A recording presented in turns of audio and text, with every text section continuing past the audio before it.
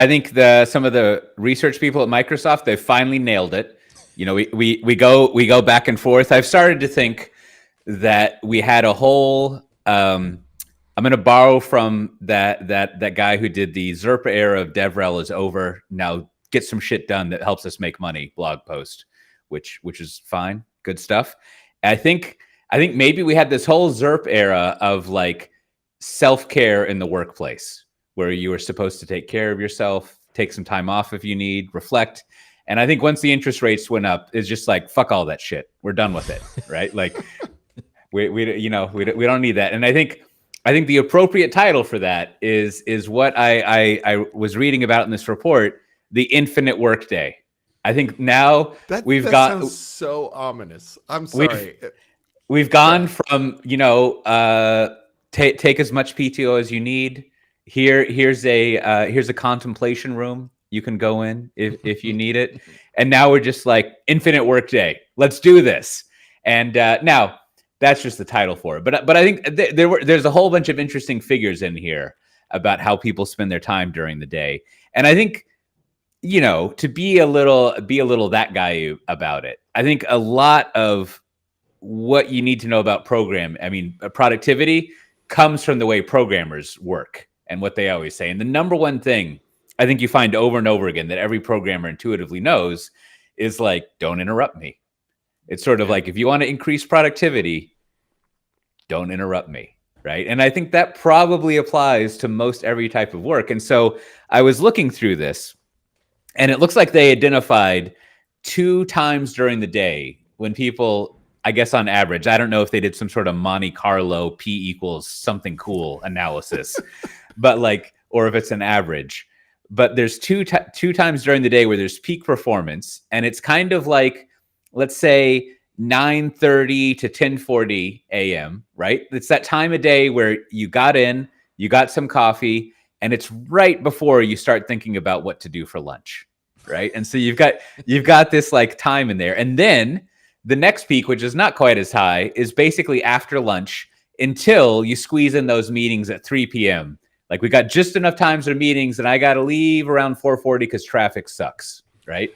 And so, but my question, so I think we could all agree, especially the way that I phrased it, those are probably your windows for work, right? Like that you have there.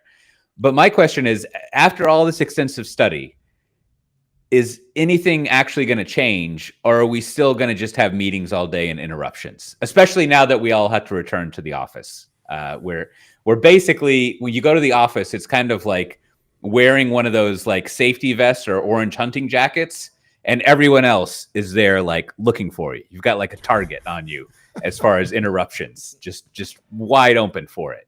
But do you think we'll kind of nail this productivity thing at work? What do you think, Brandon?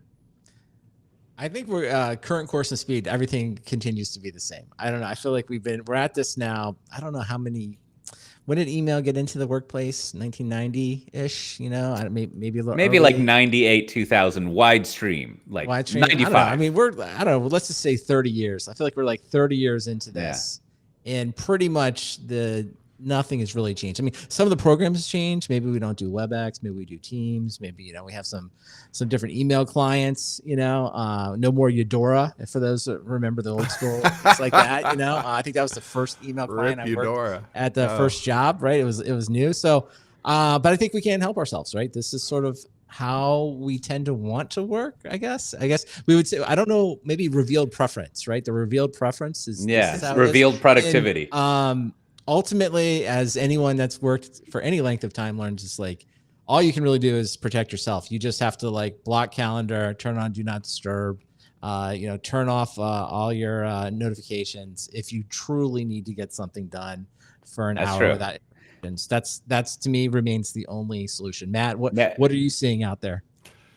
Ooh, well, I do recall I think the last time I officially worked in an office was long time ago, but I literally threw up a tarp over my desk because I was in a cubicle farm with like glares coming from every direction and people always coming in and interrupting, and I was that weird antisocial guy who was like, I don't need this, right? And I was a developer, right? It wasn't like I was in I needed to be, hobnobbing with people. I was like, I had work to do, and the environment was just totally overwhelming.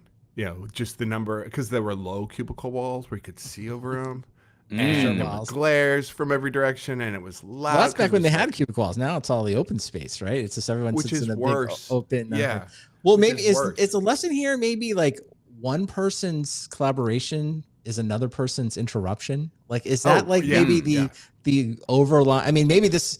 Not. I think we promised not to talk about anymore about work from home and all that. I think that was one of our New Year's resolutions. But like, maybe that is a fundamental it's almost like a religious thing. Like you either see it as interruptions or you see it as collaborations. And those that want to return to the office, it's nothing but collaborations. And those that want to work from home are not see it as nothing but interruptions. And in the middle, maybe something that is what to not talk about it. That is what the RTO people emphasize is the magic of being in person. They're always on and on about like better innovation, more magic.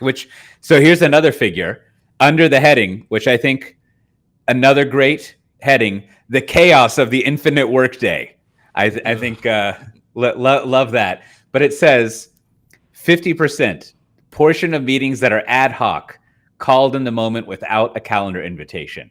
And so there you go. Like, you're basically like, most all the meetings I have are terrible, especially the over half of them that are unplanned, right? So like that's a pretty good indication of how much interrupting is going on, unless you're known as that guy with a tarp over his queue. But maybe inside of this too is the maybe here unlocks the the whole the cliche this meeting should have been an email, and maybe the reason is because it says here the average worker receives 117 emails daily, most of them skimmed in under 60 seconds. So maybe that's what you're saying is like, if you put it in an email, I will spend probably less than 60 seconds reviewing whatever it is that you thought was important. And so maybe that's why we all want less meetings and more emails. Oh my gosh. So the average worker is getting between an hour and a half to 2 hours of email a day.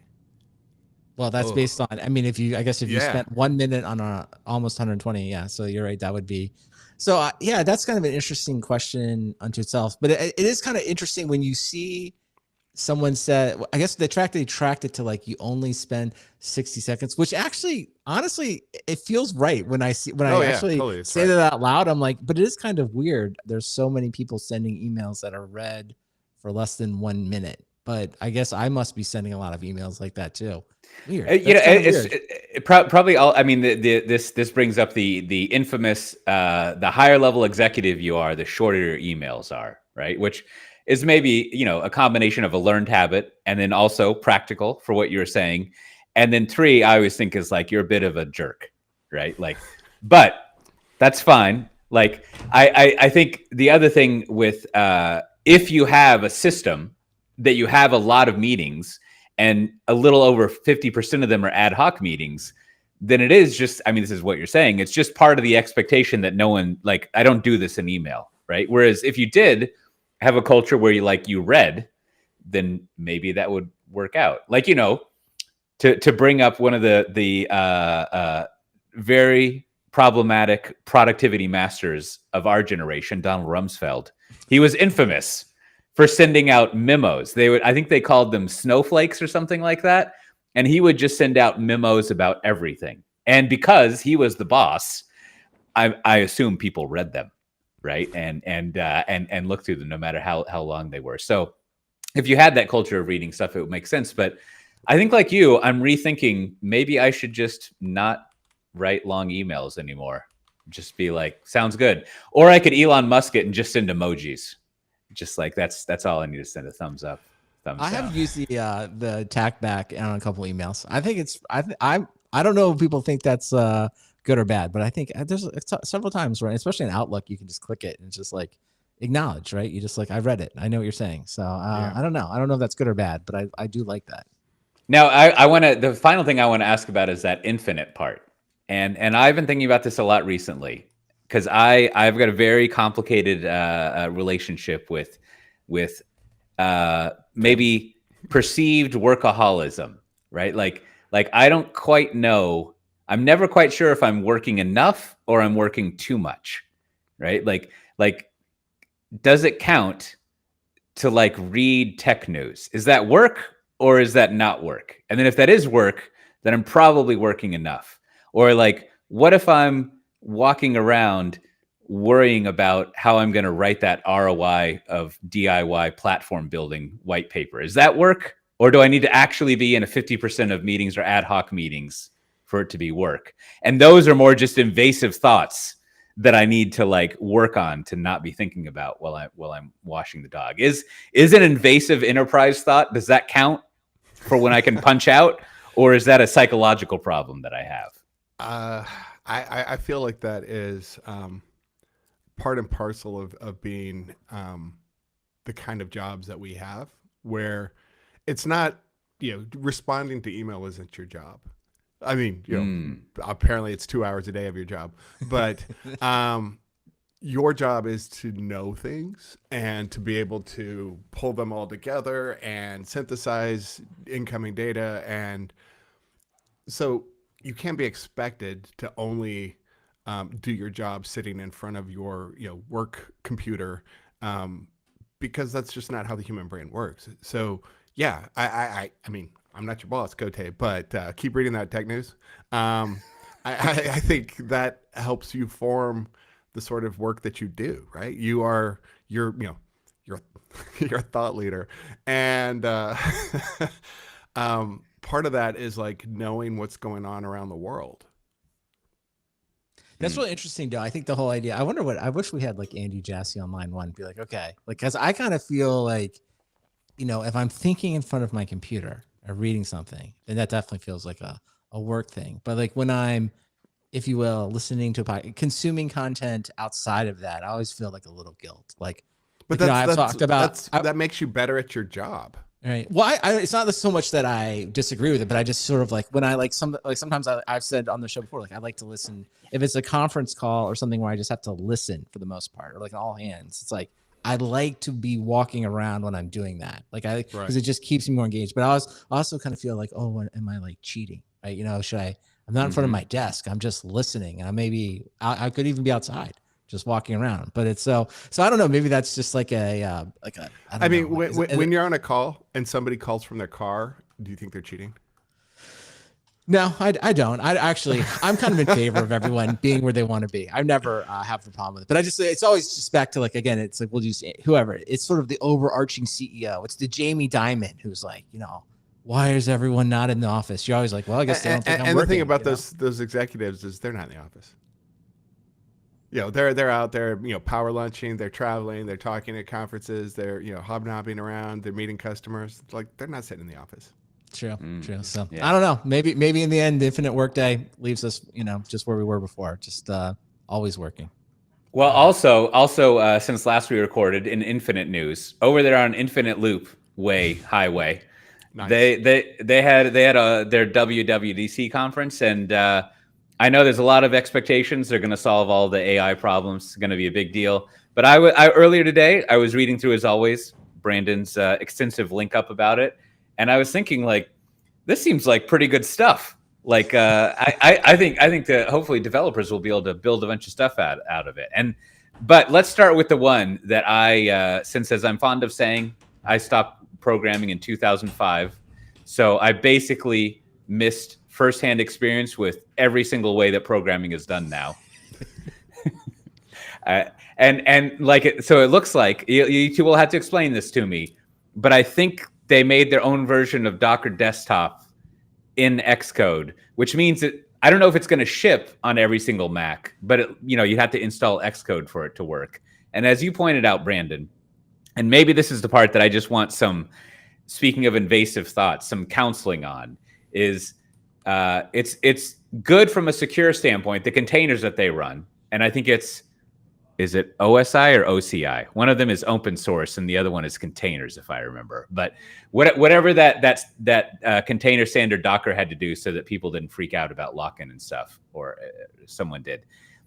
Like, you run these containers, but then each container runs in a VM, which just instantly confused me, because I was thinking, like, I thought that doesn't make sense. Like, the whole point is that makes sense. A VM's heavyweight. But then if we're going to run one VM for each container, why don't we Well, just that's the magic. have the thing in the VM? Yeah. Or have the container that doesn't need a VM to, like, it's almost like I've got a box in a box. Yes. And then It's a box. that box goes into another box, and that box could also be running on another box. And we're next to we're Well, basically like let me at give you layer the, 7 networking. Let me at least set this right, what they actually set the record straight about what they actually announced, and then we can critique it however we want. So one, it's an open source project, so it's basically all out on GitHub. So it's called containerization, and the net is they rewrote their own containerization tools in Swift, so they're, if you will, native to Mac OS. Good, right? That's a good thing. Yep. And while there are different things they did, the main thing that they did in the name of security, as you were alluding to, Cote, is they run every container inside its own VM, but then they go over and explain that, like, the VMs that they're starting, or if you will, are very efficient and small. So they are basically making the case that you're not getting any penalty, right, for, if you will, having to do each. So, and they also go on to say that they've deliberately gone out and made, if you will, this, like, removed most of the things that you would see inside a lot of these containers, like system tools, several other things. So kind of think of it as, like, I would say it this way. It's a native way to build containers on Mac, which are, again, back to your thing, they are, if you will, standard containers. So you can use them however you want, and you can run containers however you want. It's a little bit more security, right, is what you want. I don't know if anyone really needs this. Like, I don't know if anyone, because I think if you were a Mac person seeking a more efficient way to run containers, I'd check out OrbStack, which is sort of, you know, another native implementation of it, and that doesn't have necessarily the security stuff, but you probably don't necessarily not worried about that as a developer. But having said all that, I just think of this, like, we welcome Apple to the world of containerization, and, like, absolutely, like, implement all of this stuff, make it very native. Go ahead, Matt. I mean, isn't this the same model as BottleRocket? How AWS runs all their infrastructure. When you get a quote unquote machine on AWS, it's a VM. And when you get a container, it's actually running inside a VM on their hypervisor BottleRocket. And so the reason Apple Mac OS is doing containerization, the most boring name and ungoogleable project name of all time. The reason they're doing containerization is because nobody's going to be running Mac containers. Is that even a thing? I don't think there's a native Mac. No, these are all just Linux. These are just basic Linux. Exactly. So you're going to have a hypervisor in there anyway, because your Linux container isn't talking to their, the Darwin kernel anyway. So there was always a virtualization layer in there. So no matter, Orbital or OrbStack or Docker, there was always virtualization in the mix because nobody's running Mac OS containers. Right. So I guess we could just say at least the claim is they made a better, smaller, faster VM, and because of that, you get a little bit benefit of security. You can run it all in VMs. But again, back to do you see, Matt, like, where, like, again, I want to be very clear. Like, I think it's great. The more that containers are embraced by more of the environments, the better. 100%. But absolutely. So I don't know. Like, my thought was just like, this is just them getting started. There isn't any, like, reason, I think, like, if you're doing this today, you probably already have other options, but, like, maybe this is just the beginning of Mac just making it another part of their environment and continuously, like, offering other tools, and maybe people will build other container tools on top of this open source project, which is good. I think the parallel here is Windows subservice for Linux. Mm-hmm. Everybody kind of recognizes the fact that Mac OS and Windows are not the server OS. Full stop. Right? It's just like the future is Linux as your operating system, whether it's containers or a full blown server OS. But Windows and Mac OS are the desktops of choice. 2026 is going to be the year of the Linux desktop, but it's not this year. And so Mac OS is kind of known, like, well, obviously they're not the server OS, and they want to cater to these developers. Docker desktop is a thing. People are pretty happy with it. It's a successful enough business. Are they Sherlocking them? Slightly. Are they Sherlocking the OrbStack folks? Sure. Beehive. There are other projects already in this space. What Apple is doing is embracing it, making it the standard, putting it out on a nice, acceptable open source license, and it's just going to fit neatly into the ecosystem. So now when you are developing, applications on Mac OS, you're not going to have to worry about like, oh, what jankety, containerization thing do I have to play with? As long as containerization is compatible with all the other container standards, which it should be, they're standards for a reason. This is just going to be like the default. And I think it's a good thing. I will say though, on the Sherlocking side of it, it feels like they're not there yet because they didn't do like OrbStack actually, is a drop-in replacement for Docker. Like the command line, everything's the same. Whereas they didn't do that here. They have their, again, to your point, they have their UI, or their CLI, which the best I can tell, it looks just like Docker, but it's, it's containerization. You basically have to run container. You're using a different keyword. So it's like, I don't know. So it's sort of like, okay, it's fine, but like you really want to drop, like to me, you want to drop in, like is Podman, like, I'm trying to think, like are they a drop-in replacement? Most of the same, yeah. So it's like, I guess it's close. So I guess to me, it's maybe the start of Sherlocking, right? It's like, or no, it's Sherlocking the same way Podman is. You just you go into your bash RC and you say alias Docker equals containerization, and you're done. Yeah, so good. So I don't know. So the net of this is like, I think it's a good thing. I don't think it's maybe life-changing for everyone. And it will be interesting to see, maybe they have behind the scenes, they're going to use, Apple will use it themselves to do their own server-side stuff. But it'll just, be interesting to see what they do. But again, welcome Apple and all of your M1s through M4s. Welcome to, if you will, native containerization. We're glad to have you. Well, I want to get to if they're finally going to fix Spotlight and I can stop paying for Alfred, but before that, I just want to go back to my Alfred. Well, I think I think so, somewhere. Okay.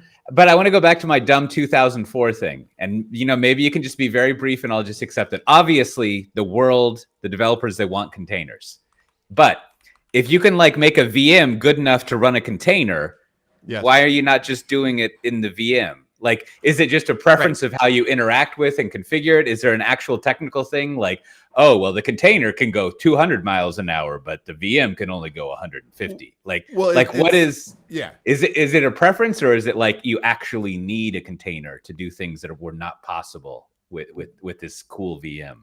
I mean, the whole point about containers is they're portable. And the way you make them portable is you strip everything out of them that you don't possibly need. And so the issue would be a VM image wouldn't be portable because these VMs are specific to Mac OS. Correct. Okay, that makes sense. That's why you need a box in a box, because you're like, these are standard boxes, but when the movers hold a box, they only hold a box like this. You don't know if you're going to get the 18-wheeler or the Ute or whatever the truck is that you're going to get. You don't know what it is. They might put your stuff on a train. I would say this though: the way to experience this is, if you will, as the not developer, it's just sort of be like, don't install anything on your Mac, right? Yep. Be like, I'm not going to pollute my Mac with stuff. It's like when you need stuff and you want to run it, all these different utilities. Start with a container, and then you see them. Then you kind of feel the magic, right? Sure, you're like, sure. Oh, yeah. This is great. All this stuff just works, and I don't have to do all this package management stuff. So that part's great. But the point being, I mean, you could do that with these cool VMs, right? You could map port supports and There's none of that nonsense that's happening with your containers. So what's going to happen is you're going to develop with containerization, and then you're going to be like, now slap it onto EKS over on AWS. Yeah, like you can't do that with a VM coming off your Mac. And just the VMs they just get real big and heavy pretty quick. They're not, I don't know. The VMs are.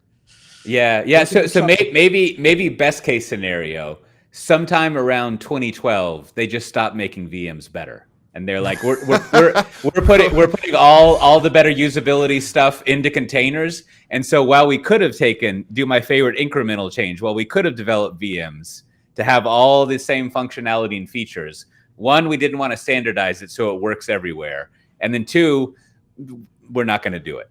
Like instead, just put everything onto containers. Do all your cool stuff there. Well, I think it's the other way. I think it's more to your thing about no one likes changing. I just think the VM layer gets smaller and smaller every year. Like this is what Mac's basically done, or Apple's done. It's like they've made a smaller VM, a faster VM. And there's probably somebody out there doing microkernels. Like it just every year it just gets smaller and smaller. It probably will never go away. It'll probably always be like we want this layer of abstraction, but it'll just be tiny. So that's the future. Tiny VMs. Sounds good. Love it. Tiny, Love it. All right. Tiny VMs. Now, I didn't do very much extensive reading on the Spotlight changes, but I do know there's a lot of promises being made here. You'll be able to run shortcuts, kind of better integration. What do you think, Brandon? What should I be anticipating coming in Spotlight? Well, I was going to ask you because you've been a holdout on Spotlight for actually last time we discussed this. I couldn't remember the specific use case. You gave it to me. We researched it. I'm like, it couldn't do it. But I think the thing that is maybe the simplest thing that we all want is that the results are intelligently ranked based on what is most pertinent to the user, taking into account personal routines and the context of their activity. So in theory, right, there'll be a little bit of like, oh, Brandon usually launches apps, right? Or like Cote, I think, and this is where I wanted you to remind us of like, you had some type of use case, like you were searching for a specific thing and then I just because I primarily use it as an app launcher, and I would be just like searching for an app to launch and it would never come up. Okay, like, because I think that was because the app, like other things took precedence. So in theory, that's right. That's the big win for you, is that like it will learn, or you can also have the ability to, if you will, control a little more. Is like, yeah, I'm if you will, looking for apps. And the other thing that I think really any technical person is like also like little command line shortcuts. You can just have little aliases like, you know, SM, mail, or whatever. For you, maybe it'll be like Word. When I type in Word, I actually mean start Word or whatever along those lines. So that all seems, you know, promising. And it does seem like this will take a big chunk of, are you using Alfred? Which one are you using these days? Yeah, that's what I use with the Alfred with the little bowler hat. Yeah, it's ancient, but like it's great. Like let me ask this. Like the thing they talked a lot about is like, you know, being able to do things right from the command. Like for example, send email. I was like, I don't really think I want to do that, but like the fact that I guess it's okay. I don't know. They had a lot of this kind of stuff, like never leave the command line to do this. I'm like, I kind of like opening the apps. Way back in as they used to say in the day, our friend Charles, he was very proud that he had like this is whatever. What was a really popular command line thing? Not Obsidian Quicksilver. Or Quicksilver. Yes, he had a Quicksilver thing where he could like write a tweet that would get published. He's very impressed with that. And so like there's stuff like that would be cool. But I agree with you, Brandon. It's like I don't really want to like be productive in a little pop-up window. It's analogously, it's kind of like when like the AI things want to put a little menu bar thing, and I'm supposed to go up to the menu bar and click on something and then type there. I'm like, well, who would ever do this? Like I have the chat app right here. Like I don't need to go to some floating thing, which I mean, that's the other thing that's interesting, I think, about this Spotlight thing and other stuff. Maybe it was a lot of like marketeering, but it was all wrapped up in a long page about Apple Intelligence. Like these were AI features, kind of AI being injected into all of this stuff, rather than just like, you know, now it'll find all the apps that you want. Well, I do think that's didn't really mention it, but like, you know, we've already seen some people install the MCP server for like Mac OS. It's like, but that's really the next thing you want in Spotlight is just sort of like, you know, how much disk, much disk space am I using? Like, set up, you know, change my audio to headphones, right? Just the normal stuff. Like that's sort of like, you kind of wonder if like, so that's the kind of, I don't really do this, but that's the kind of stuff you can do with Alfred is you just like, you know, you can lock natural your screen, language, put on, I wouldn't say natural language. I would say, you know, pre-Alexa language, like, you know, a keyword language. Yeah. But I think that's the next step. That's the evolution. I think that's the middle ground, like MCP. It's like you want a little AI. Let me, like, if you will, I'm going to speak natural language and then use the Mac, if you will, the Mac OS MCP server to like do all this stuff. That would be kind of nice, right? I like the idea of the MCP server being there. Having this interface where you're not sure where it is, so you just ask it, and it's like, oh, you know, let me find this for you. Because I mean, search, a lot of times you're not sure exactly what you're looking for. You know, like my wife was having a problem with her iPhone, and it was this obscure accessibility setting that had accidentally got turned on. I was like, we had no idea what word to look for. And so, you know, we could like describe it. And if we had something that had a natural language interface, it might be better than our ability to search. But I think kind of the real question for me is when do they build an MCP server into systemd for Linux? Yeah, well, I mean, that seems like the other one. Yeah, absolutely, all of that comes. Because that's where it's going to end up, which is the worst place for it. But that guy loves to put everything into systemd.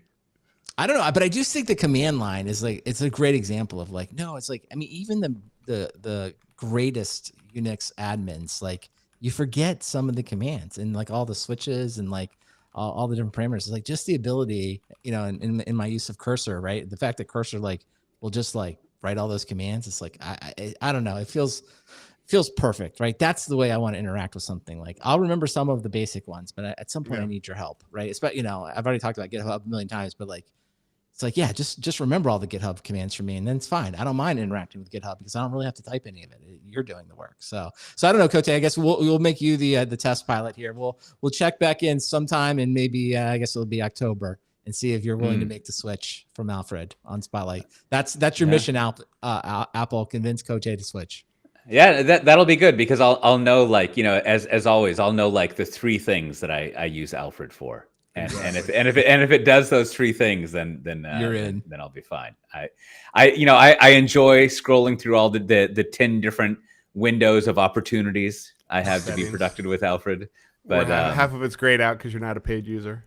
Yeah. I mean, I think maybe other than searching, as a launch bar, probably the Alfred feature I use the most is what Text Expander used to do, where I just type in : U or EUR, and it puts in the euro symbol. I think that's maybe my primary use of Alfred. Isn't that like a? You can do that natively in Mac OS too. Yeah.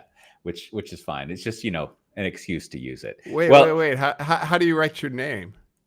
I know the key combination for that, but getting a euro symbol on an American keyboard, right. I don't know if I've ever looked it up, but you would expect. So if you do Shift Option E, you get the accent on my name, right? Okay. So I would think, because there's only two currencies in the world, right? I would think that if you did Shift Option 4 with the $, that would give you a euro. But I don't even know what it gives you. It doesn't give you anything. So I don't even know how to do a euro on a US keyboard because I just type in : EUR.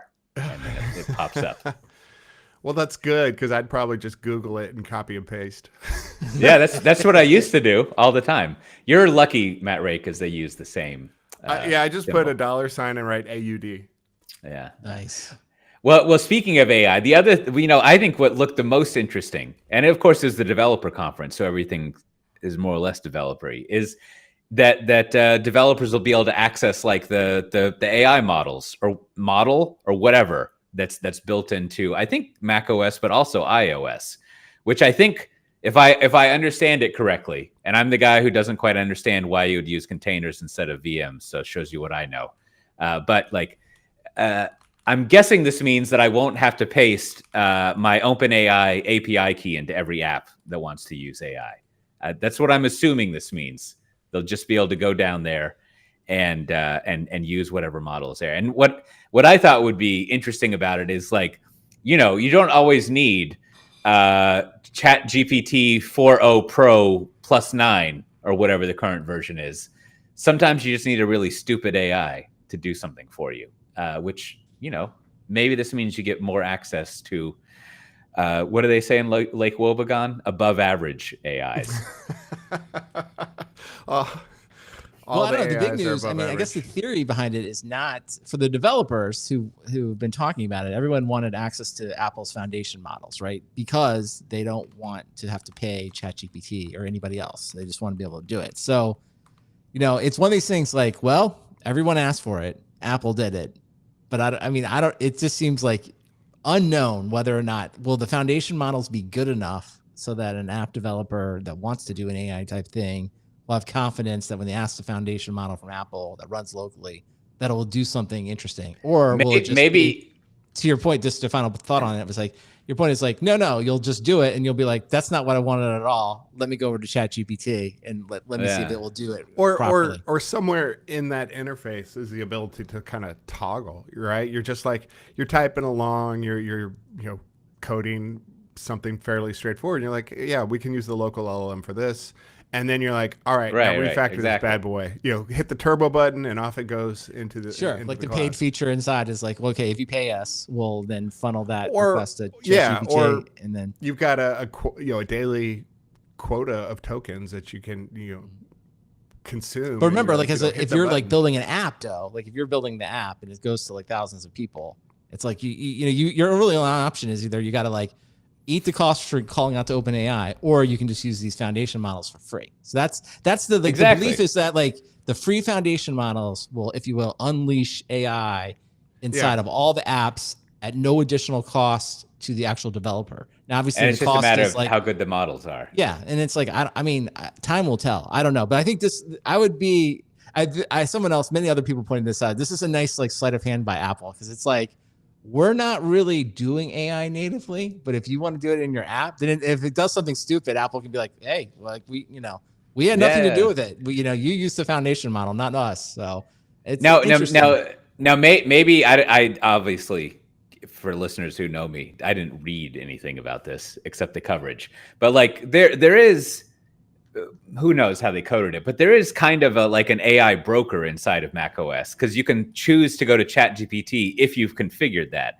So maybe, I mean, I would imagine what you would want here as an application developer is like, I just go to whatever this AI broker is and I ask for an AI, right? And like, if the user has like gone into settings and added ChatGPT, then it will give me that. Like, or at least it'll give them the option to choose which one they want, which would get around the are the models good enough? Because like, although I don't think the developer, like, I think yes, some of that is true for the user, but like if you're building an app and your app wants to have AI capabilities, you're not gonna be like, that's not on the user to switch, right? There's no like global switch. It's like, now inside, if you're actually using the tools, like for example, Xcode, the integrated Xcode will have, if you will, some integration like a la Cursor and all these other tools, and you will be able, it will kind of, if you will, let you switch between it. But that's like app by app. So this still is like, if the goal was, and I think this is the pitch, the goal is like, okay, all you app developers, you now got free access to AI.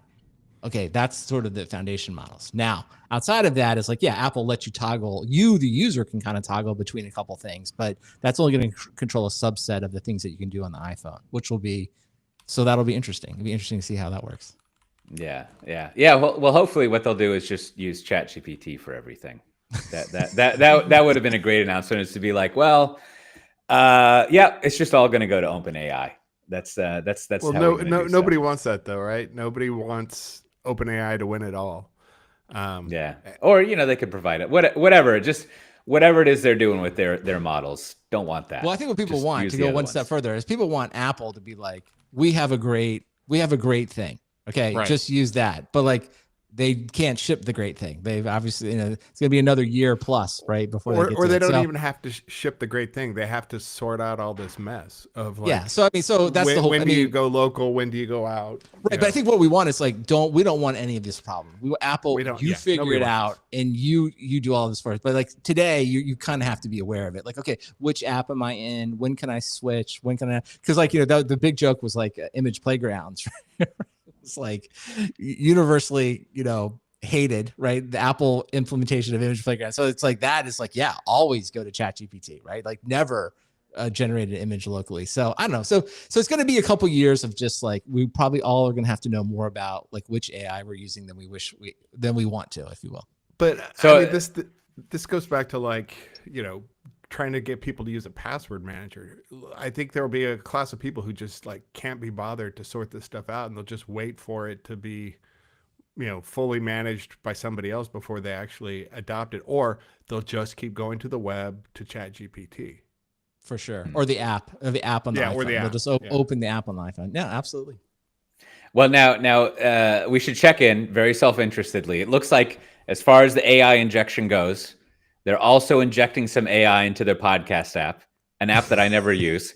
Every now and then Kim uses it, and every now and then I go in there and I'm like, I don't know how these people think. I think these are like eldritch gods who made this application, and the way that they organize their podcast life does not align to anything that I recognize as human. But maybe the AI stuff will fix it. And I'm concerned if this is going to ruin our side career here as podcasters, or if it's going to improve it. Maybe the AI will go in there and it'll help more people, more listeners realize what they've been missing this whole time, that they enjoy the podcast. Now, I want to throw in just another concerning thing. I read this Reuters study of social media or something consumption, and apparently something like 40 or 50% of so-called podcasts are like viewed through YouTube. I forget the exact version, but I feel like it could be a rocky time if the Apple AI is going in and telling people what to listen to, and if we don't qualify correctly, it's going to get pushed down. And then if the definition of podcast turns to YouTube, I don't know how we we're there. We're on YouTube. Well, first off, hello to our YouTube viewers. Yeah, come on. I mean, hey, we're ready, Coach. Hey, we're already in the future. We've been here. It's fine. You know. Okay. Maybe this is more of this is just a early preparatory warning for the listeners. Sometime in the next few years, you might have to listen to us on YouTube. We'll see what happens. Or you can listen today if that's your preferred thing. We're there today. And I do think on the podcast thing, I do think more playback speeds, which is good. So if you're not listening to this podcast at least 1.3 or higher, you're doing yourself a disservice. And to your point, Coach A, it's like everyone listening in Overcast probably is already using the, if you will, enhanced dialogue. So one day, many of our listeners that are using the Apple Podcast, they'll also be able to use enhanced dialogue, and Coach A, they'll hear your deep bass of your voice. So that'll be like an upgrade. It'll be like we added a feature when they turn that on, because I'm feeling a little better. Voice boost is the perfect way to listen to all podcasts in my opinion. So what I'm hearing from you, Brandon, is the quality of the product is going to increase. Absolutely. We're not going to do anything, and Apple's going to make our podcast even better. That's what I like. That's what we need. And then always as a small thing for you, Brandon, I know you love identity and access management. It looks like maybe you won't have to manually type your passwords into to Apple TV things. Yeah, or this is one that wonky QR code login. I was going to say this exactly. This is one that I believe they did it just for me. The belief is like if all the apps actually supported it, you just have to log in one time on your Apple TV, and then all your Apple TVs will get it. But I'm sure, like all good standards like this, and Netflix will be the first, they won't adopt it, and we'll just be stuck forever logging into our millions of Apple TVs. But Cote, they gave you one for you. I thought this was for you. It's like they are now making the Flying app. The Flying, it has a live activity, very similar to Flighty. I don't know if you're a Flighty user, but very nice, if you will, nice animation of the little. If you're watching on YouTube, you can see me sort of like using my finger to show a plane flying. Yeah. I saw a screenshot of it. It looked nice. I was like, that was actually pretty good, because Flighty is always one of these apps like, I like it. But it's beyond my budget. I'm like, I'm not. But a beautiful little Flighty light, I'm in for. So I think that's going to be a nice one. It did look nice, and I do recommend. I mean, if you do travel a lot, Flighty is well worth it. I forget if it had this option, but I think I have a lifetime membership to it, just because I was like, because I was, and it is must be nice to be in this situation. I think it's like $40 or $50 a year, but I buy it all the time, so I was like, well, I'm gonna save money with the Flighty thing, and also, we don't get paid, we don't get TripIt at work anymore because we don't use Concur, so I don't have TripIt, and so Flighty is kind of like my TripIt flight sort of thing. But that feature is actually those kind of features. That was kind of what I was alluding to earlier. Is like a lot of the theme. The theme is the wrong word. A lot of the outcomes. The business outcomes of these features are like these tiny little changes that, like, I think help out in your everyday life, just like seeing where your flight is on your lock screen. It's very nice. Good stuff. Not having to log in. Well, in completely opposite of the world news, I once again, my 2004 dumb person wanted to come in here. So it looks like the Linux Foundation is someone was like, hey, we got a lot of stuff going on. How about we go try to spray off another shit show?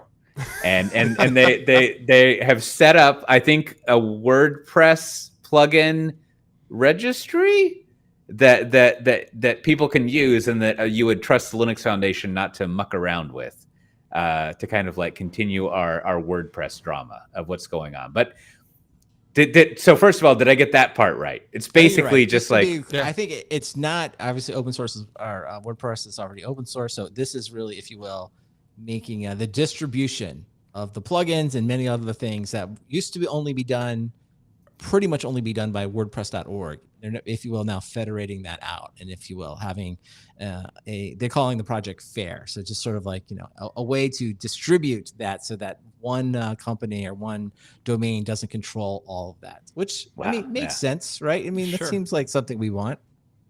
And yeah, I mean, if there was ever an acronym that like kind of hides the message that you're saying, I think, and I should go read it again, which I won't before I say something like this. But I was reading through the Linux Foundation press release, and I don't think they ever mentioned why they're doing this. Like now in the news coverage, they're of course like, that those WordPress.com people are fucking around with this shit. But I think the maybe if we had our exegesis podcast, Brandon, we would go over this press release, because I feel like there's a lot. Great press release, good effort, but I don't think they were ever like, hey, last year there was a bunch of like yanking around with these things, so we thought we should set up a plugin environment so that Matt doesn't do that again, which is a fun press release to read. Well, I think they kind of pitched it under the idea of sort of like, it's like security, right? It's kind of like security, and absolutely, like, hey, one thing can go down. So I don't know. I guess it's one of these things when you get the phone call, when we should get someone on from the Linux Foundation. It's like, okay. Because they basically say in this that these are people that from Automatic that basically went to the Linux Foundation to ask them to be like a neutral party. It's like, if you're the Linux Foundation, you get that phone call. Like every day you get that phone call. Like, we want you to be the neutral third party. Are you like, I don't know. We have a lot going on. A lot of people are, it just feels like it's not a job you want. So it's interesting because I think there are nuances into this whole thing. Like, should the Linux Foundation, like how quickly should they, if you will, declaring something as like a neutral third party to an existing product? Like that's, I don't know, it is a very thorny kind of issue. Like in this case, I think it's totally warranted. Like I think Matt Mullen, but in other cases, I'm like, it's like if you will, like in this case, I guess let me say it this way: the difference between neutral and like new competitor is very subtle, right? So as soon as the rug pull starts, there's probably a clock that's ticking, and it ticks faster depending on the size of the community, right? If you're rug pulling in a fairly small, off in the corner thing that doesn't have a lot of users, pull away. But when you start messing with WordPress, which is such a large part of internet hosting, it's high profile, right? And the press release doesn't mention Automatic. It doesn't mention Mullenweg. It doesn't, but all the supporting quotes are from competitors, and vendor neutral is tossed around, repeatedly. And so, it's just kind of a passive aggressive, like, yeah, we're doing this because, we had to clean up your show.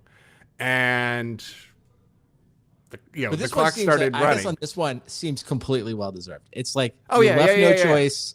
Like you absolutely, I mean, this has got to be the biggest self-own of all of them. It's like you basically made people do this, right? I mean, there was when you started to shut stuff off arbitrarily and affected the end users who really didn't even know anything about this. It was like you basically forced people to do this. So in this case, I'm just zero sympathy. I'm like, this is what you forced, so be it. But if you think about similar things that the Linux Foundation has onboarded, it's like, this isn't the fastest. The fastest is definitely OpenTofu. Mm-hmm. I mean, it was like, how fast did that happen? And it was because, like, a lot of internet is running on top of Terraform. And, but other things like, Valkey or OpenSearch or, they had time to play out. And then they were just like, you know what, now we've got a trusted home for this thing. It's happened. And this is kind of in the mid-grade of like, yeah, this needed to happen. Yeah. Well, maybe what you're proposing, Matt, which I really like, is like, maybe there needs to be like a moratorium. It's like, okay, this thing has happened. We're all very emotional at the moment. Okay, Don't we're make going the to Linux wait. Foundation clean this up. We're going to wait 6 months. And the Linux Foundation is sort of like the counselor, right? It's like, listen, before I make any decisions, I need everyone to spend 6 months thinking about their ideas and how they can be a better person. Then I want everyone to come back. And then after that 6 months, I will hear everybody out and we will make a decision. So maybe that's what's going on here. It's like, okay, you're going to apologize to your little sister. That's right. That's right. Everyone is like, there's a chance. Everyone thought about it for a long period of time. And they were like, okay, based on this, we're going to start the FAIR project. So I like that. I like your idea. I mean, I think in the Netherlands, most legal agreements have a cooling off period. Right. Like even after you sign, you still have like 7 days to like go back on it, which is nice. But they already have a concept, at least in the CNCF, of incubation. And I think maybe what you're saying, Brandon, is they need to extend this incubation to like these things and be like, okay, you're entering the incubation phase. where you can think about everyone here can think about it, and if you get past the incubation phase, then we can talk about doing something. And so bringing it back to my marketing domain, as we were talking about this, I was thinking I want to test out some theories on you two. I was thinking like the Linux Foundation really should rename itself because they do a lot more than Linux. But then I thought, well, one, it's hard to rename something like that. That always turns up like you can't go from Facebook to Meta or Google to Alphabet because everyone's always like ho ho ho, like it. But then I was thinking, is it the case that everything the Linux Foundation does somehow involves Linux? Like they don't do Solaris and Windows stuff, right? Like basically, if you're using code that comes from a Linux Foundation stuff, Linux is going to be somewhere in the stack. And probably at the bottom running whatever's on top of it. I think that's probably true, but I think if we look hard enough, we could probably definitely find it. Yeah. Well, obviously there's going to be like they host. There's going to be like the .NET adapter for Kubernetes or whatever, right? But that's just that the point being that like if you had the Windows Foundation, everything that they did would be running on Windows or a way of running Linux on Windows, right? But anyways, like I think it's fine. Don't change the name. We'll just it is what it is. Linux. It's the royal. It's like the royal we. It's like we know what you mean. It's not Linux, but it's everything. We get it. Yeah, sure. It's like the culture of Linux, except for the bad parts that the register writes up every year. It's a stretch, but I mean they could take like the cloud native. The CNCF and just kind of slowly elevate it where it starts holding more, but they've got open infra in there now, and I don't know. It almost feels like it should be like the Internet Foundation. Like they should bring in like whoever's writing all those RFCs and just into the fold and just be the internet. Like we do internet stuff. Yeah. Jeez. Yeah. And we can also do your edge stuff. Air gapped that just uses internet technologies not on the internet. Sure. And cars. Yeah. I mean, you know what that sounds like? A lot of Brandon bureaucracy. But do we have any of that this episode? Absolutely. We have quite a bit of things going on here. So one, if you'd like a sticker, just send your postal address to stickers@softwarefindtalk.com. We've had a little, I think that email address has been compromised a little bit, but I believe if you are a real person and you send me an email, I can still figure out if it's really you or not. So we have plenty of stickers, and then who knows though, but maybe we need to up our game. We may have to change the email address. We'll see what happens there. Now, a couple of recommendations here. I just want to say Wes recommends ISH. So if you're looking to use the Linux shell on your iPhone, he says that's a good one. So I've not done it, but that's good. And then most importantly, I wanted to give a quick recap of last time we talked. We had the Uber competition. I was like, how many 5-star ratings do you have with it before you got anything less than a 5-star? So I'm going to declare the winner here. A friend of the show. I recently met him in person, Chris Chandler. He's got 35 rides with 5 stars. That I'm declaring the ultimate winner. Now, in the process of doing this little research here, I want to say that I've learned that Lyft seems to be the easier grader. If we were to expand, and we're not, again, Chris Chandler is the official winner. We're not reopening the debate about what we're doing, but honorable mentions here go to our friends of the Cloudcast with Brian Gracely has 358 rides with a 5-star Lyft rating. Aaron, also of the Cloudcast, he's got 371 with 5 stars. So I think clearly it's like going to college. If you're trying to get the best grade, I think you clearly want to be riding with Lyft. And Chris Chandler offers up another study tip. Chris said that he believes that he has his preference in Uber, saying like no chatting or whatever. I think you can say like, I don't want to talk during the ride. So he says he set that. So that maybe works out well if you're trying to maximize. Like you're declaring up front you don't want to talk. So therefore there's no weird setting expectations. Yeah, there's no weird social interaction because you've kind of said what you want. Cote, unfortunately, you didn't do so well here. 4.91. That's not a great rating. I mean, again, I think better than mine. You need to do it. I would also say here, I'm not going to name these listeners, but they did chime in. One got a 4.83 and the other, I think, got a 4.84. You know who you are. That is a very, very poor grade in the Lyft world. So the other thing that I learned here was it seems like a lot of people have the stray 1-star rating. I don't know. It's just like they'll have, in fact, Dan came in, he has 66 rides, but he only got a 4.99. I was like, Dan, we're looking for perfection. So sorry. You're honorable mention, second place. So my only theory here is like maybe if when you're giving the rating, it's easy to like fat finger, the stars. So if you ride a lot and the person just they mean to hit 5 stars, but they just accidentally hit 1 star.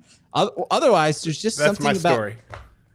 I was gonna say, otherwise, there's just something about Uber drivers. They're mean. They're mean compared to Lyft drivers. I don't know. Otherwise, it doesn't seem like there would be a big difference. So there you are. Again, congratulations to Chris. And as a winner, I already gave him stickers, but if he wants some more stickers, he can email me and get it. That's and all I look we forward ever to have. maybe next year we'll run this thing again. We'll see if everyone can get their ratings up. Also, in the same kind of thread here, a lot of people, myself included, were interested in if anyone ever used Uber Teen, so letting your potential teenagers to ride Uber. Several people said they did do that. They thought it went really well. So that seems to be a good service if you have teenagers. So try that out. And then Jesus also says that he believes the Uber bus does make a lot of sense because at least here in the United States, we have a very poor public transport options. So there you have it. Our Uber recap all in one place. Congratulations again to Chris. Yeah, there's a lot of input we got on that. I think it was good. Now, I think what I was trying to look up is how many Uber rides I've been on, because maybe that's the next contest we should have is how many. How many? Yeah, we'll have to come up with a little bit like most rides, highest rating, most rides. Again, friend of the show, Noah SHHJJ also had a very high rating, things like that. But it seems like you're gonna, if you get over 100 rides, you're catching a 1 star. It's gonna happen. I don't know why. So you got to stay on Lyft. That's why I brought it up. But I don't. You know what? I think I might have 1 Lyft ride. But I have 500 Uber, so just that might happen to be the preference for traveling abroad. Yeah. Maybe the final thing on this is like maybe we should check in a year and be like, does Gracely maintain his probably maybe gets another 100 rides this year? Does he maintain his 5-star rating? We'll check in. I'll set next June. We'll check in and be like, how has Brian Gracely done? We'll see. We need the ongoing leaderboard that we're just tracking. I think there's 2 leaderboards. There's most rides and there's highest average. Somewhere there's some weights in there that you're not going to maintain a 5-star when you get to 500 rides. But who's got the highest at 500 rides? Yeah. Okay, I looked it up. I've had 780 rides. Whoa. with Uber. But you caught, like you said in the chat, you caught some 1-star reviews as well, right? You seem like a pretty relaxed person. I need to download the I got to do the analysis, do some Monte Carlo simulations. I think that's kind of relive. Like when I wake up at 2 a.m. in the morning from now on, I'm going to be thinking like, November 3rd, 2011. How did I go wrong? What was happening? You're like, I saw his fingers. They weren't that fat. What did I do? If only I could go back in time. I ruined it. Well, you and Cher. At the summer months coming up, I was talking to big customer the other day, and they were like, July 25th, I'm out. So we better have the meeting before then. Summer's coming up. People are going on the vacations.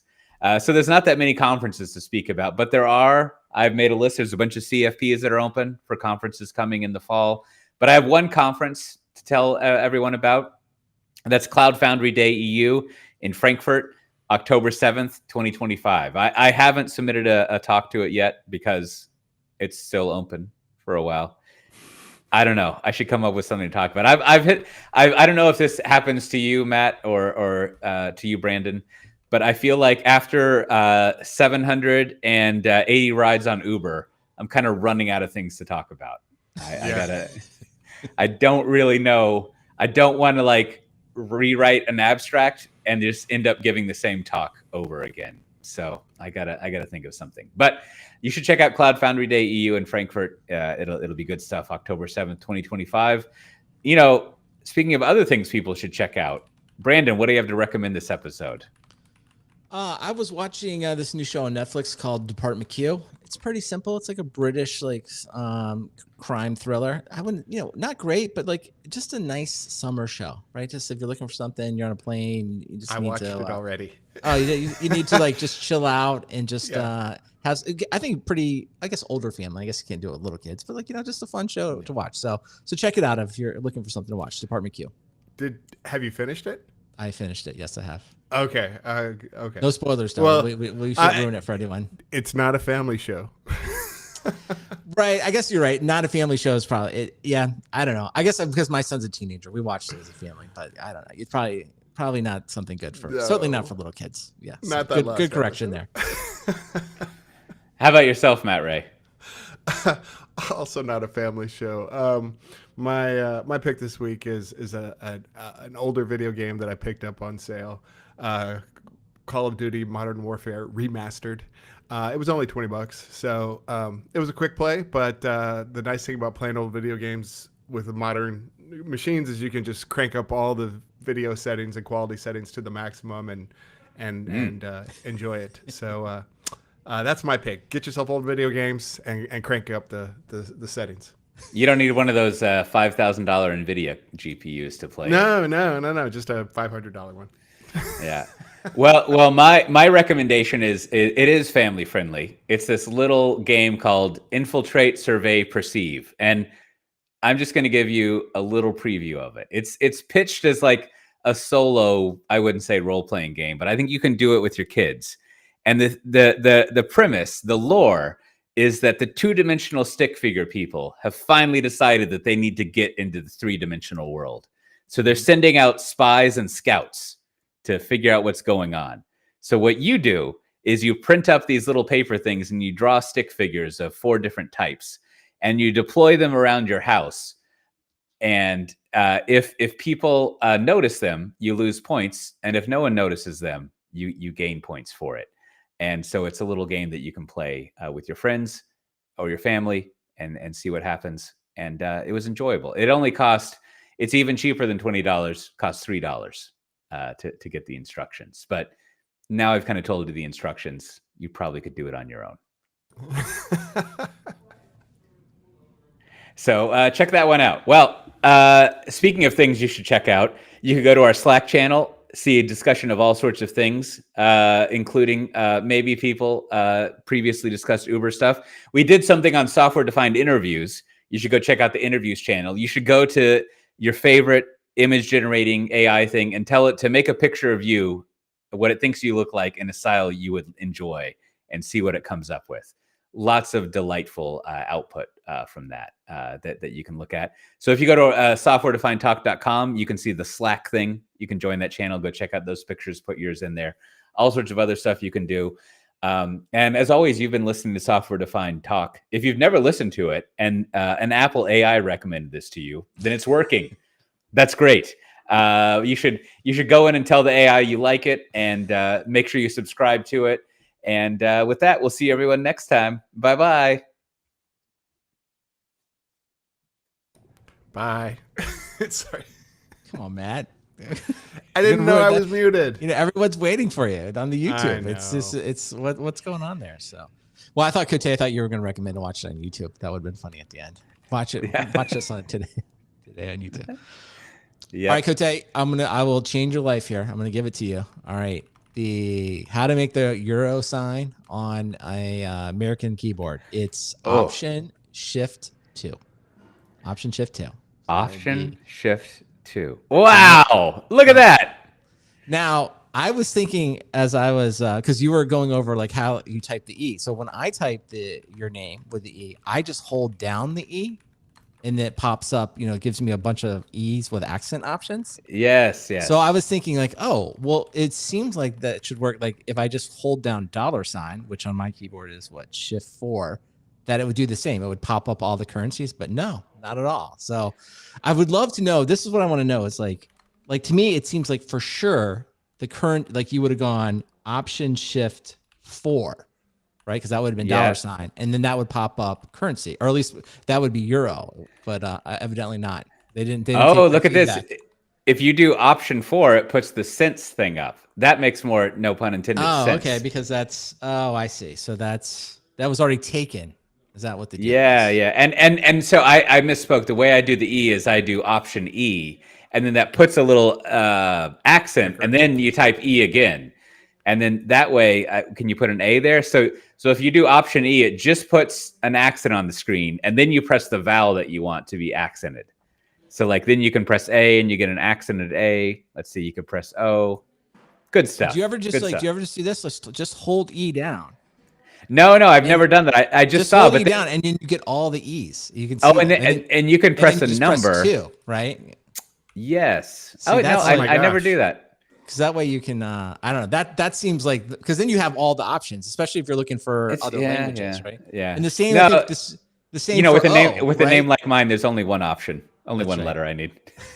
But the same thing with O, right? Because sometimes you need. But you have all the choices. Oh yeah, I like that. You go, what's the 2 dots? The German. Is that the German? umlaut? The umlauts. It's like So wow, that's what I like. Is you just like, show me all the things on the characters. There. I'm gonna spend the next hour long pressing every key on my keyboard. No doubt.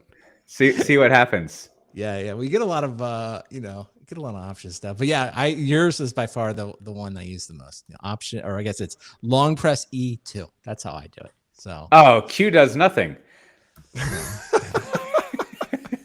Very now sad. I feel like it feels like I guess we'll have to do some research. It does feel like there should be a long press. Show me all the currencies, right? that would be ideal, right? So that seems like yeah. I like if you do Option %, Option 5, it does the infinity sign, which is a % side on its side. I don't even know how you would describe that. Wow, this is just great stuff, Brandon. Bravo. I'm glad we've done it. So, all right. Well, I see many people in the chat. Henning, always good to see you in here as well. Systems guy. Who else is always in there? Little MCP talk. I don't know. Darth Vikes. I'm not sure. Is that a Mac thing? Which thing? I don't know. I'm not sure if it was a Mac thing or not. But let's see. What is it? The next foreign language challenge would be to say, as they say, Frankfurt AM. Oh, what is it? I don't know. Oh, how does that say? Do you know how to say that, Cote? I don't know how to say German. Right there. Frankfurt. As they say, there it is. I put it on the thing. So. All right. Oh, well, I see. Say the full name, not just Frankfurt. Yeah. I don't know. That's gonna be a hard one. That's not gonna work out. We see Henning. He's got the double. He's got the O with the 2 dots. So he definitely knows how to do this. So he's an expert.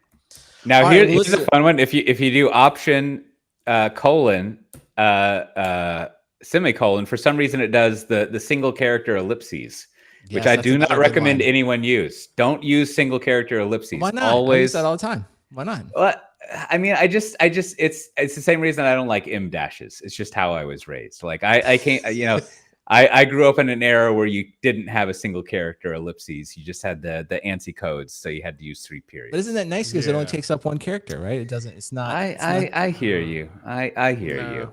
No, the 3 dots. Well, that's the Gen X thing, I guess. It just feels wrong. The kids don't even want the ellipse. I think of it as like a boomer thing. Like my mom, when she types text and stuff, it's always like blah blah blah dot dot dot blah blah blah blah dot dot dot, and it's like her her web browser is like fixed into fixed with font even, so it's all typewriter mode, crazy looking. So monospaced, everything's just like yeah, it's brutal. I don't know. I might come around to this, Brandon. I keep typing it over and over again. It's pretty All good. right. Well, I'm sure this is riveting on podcasting on YouTube. I'm sure this is why our YouTube channel has millions of subscribers. So while Cote tries out more long presses, I will just take a moment. I would like to thank everyone that watched this live streaming, and for all of those who watched to the end, watching It's like YouTube bonus as well. YouTube content. That's right. And with that, we will likely be streaming next week around the same